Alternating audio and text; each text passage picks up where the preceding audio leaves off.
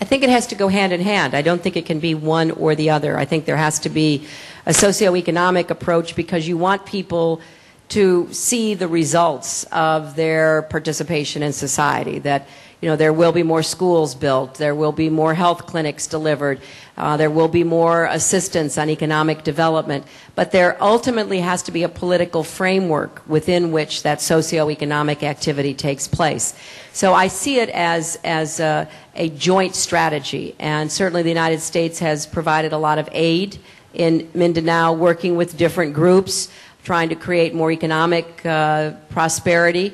But the political negotiations are proceeding on a very important track and ultimately will make the difference as to whether or not peace will come to Mindanao. The only other point I would make is that it is, as I understand it, important that whatever agreement is reached be reached within the Constitution and the laws of the Philippines. You can't have a peace agreement that gives one group of people more rights than other groups of people within your country.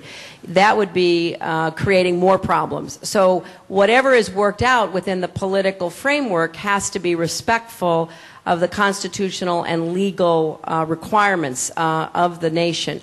And I think everybody understands that because, as you're right, one of the attempts was thrown out because it didn't correspond with existing laws and constitutional requirements. But I think that everybody is now working toward an agreement that will do that. Would you characterize it as one step forward, two steps back, where we are today? Well, no, I think from what I hear in the briefings that I received yesterday, it is really a fresh approach to try to make sure that the agreement can be realized, and there is an impetus because, of course, the president's term will expire, and I think everyone believes that it would be important to get this done because you don't want to start over again.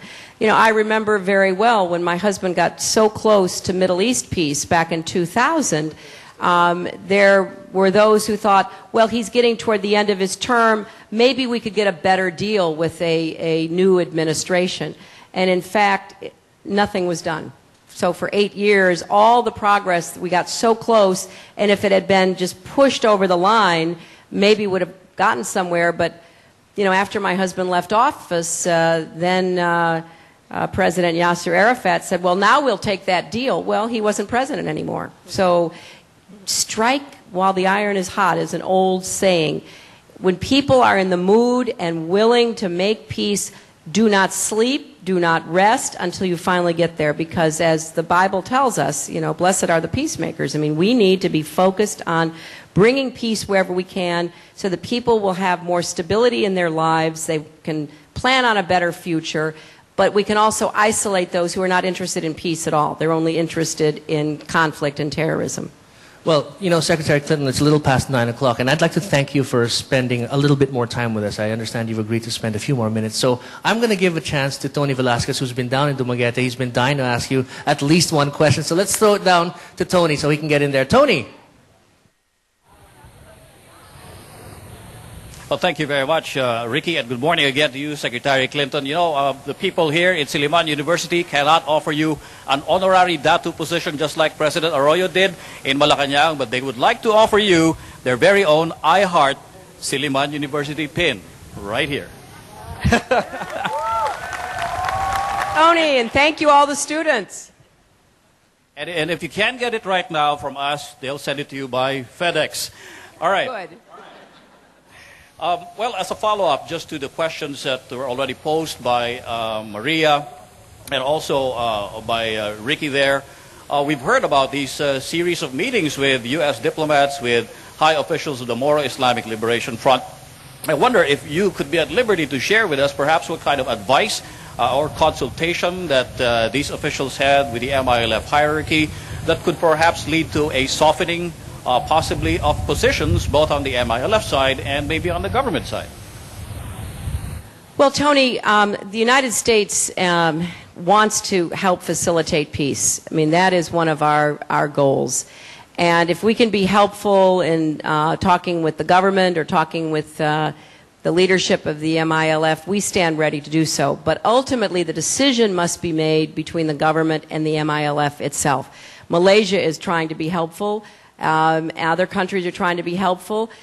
We all want to see an end to this conflict, but we cannot substitute our judgment for those who are at the table actually making the peace. But certainly, as we've heard this morning, this is on the minds of the people of the Philippines. All of the questions that we've had from remote locations as well as here really suggest to me that the people of this country want to see an end to this conflict. And that is what I hope will happen. And we're going to do whatever is appropriate to offer advice or suggestions, but we want to support the process that the government is running with the MILF. There's going to be, I think, a resumption of meetings in Kuala Lumpur starting next week. So that's what we want to focus on, that everyone should be doing whatever we can. And I have to just say, to me, the conditions for peace are ripe. People really want to see it.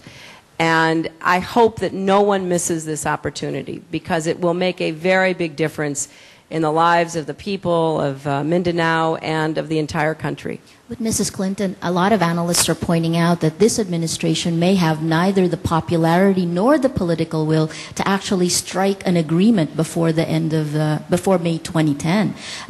From your chats, your dealings with President Arroyo, what insight can you offer us? Well, I think President Arroyo is very committed, and I think that lots of times making difficult decisions by nature cannot be popular. You have to do what you think is right, and you have to make a tough decision. I think she is fully prepared to do that. You may not know this, but your president actually went to college with my husband. And I've seen pictures of them both when they were freshmen at Georgetown and looking, you know, very young but very enthusiastic. And I think that the president is committed. She wants to see this done. And in fact, what I've often found is that it is easier to make these difficult decisions when you're on the way out of office, because you know what's at stake and you are willing to brave the political fires. And I think the president and her team is very committed to doing this. You're very optimistic. Pinky, you want to throw? I would like to ask you, we've got elections coming up in May 2010. Our state of democracy, we've come from people power in 1986, largely a promise that was unfulfilled. We seem to be in the same place where we were now. How would you gauge where we are as a democracy, and then what do you see moving forward? Well, I think that there is always a difficulty in fulfilling the promise of democracy. But there is no better system. As hard as democracy is, as frustrating, as disappointing as it can be, it is by far the best system that human beings have ever devised. And I know that you're going to be moving toward automated elections, which I think is a very positive step forward. It's the first time ever, though, that a country anywhere around the world is going to go from fully manual to fully automated without a dress rehearsal. Well, I know it's challenging, but I would just hold up the example of India, the world's largest democracy. India adopted automated, computerized voting several elections ago. We think about India with more than 1 billion people, something like 500 million, 600 million vote. Illiterate people vote by looking at the pictures on the punch card of both the faces and the symbols of parties. And what I was so impressed by is that the way India has set this up, and I do not know how the Philippines has actually set it up, they took it out of politics. It is run by a board of civil servants so that the politicians of any party are not involved in it. And it is so highly effective that nobody questions the results of the elections. Well, that is what I hope for you. But based on our own experience, there will be some bumps in the road. When we moved toward automation, we had some problems, but you just keep working on it and keep perfecting it. And there could be some dry runs, not of a full election, but trying out the technology, making sure you know how it works, educating voters about it. But in many places, it's proven to be quite successful, and I hope the same for you.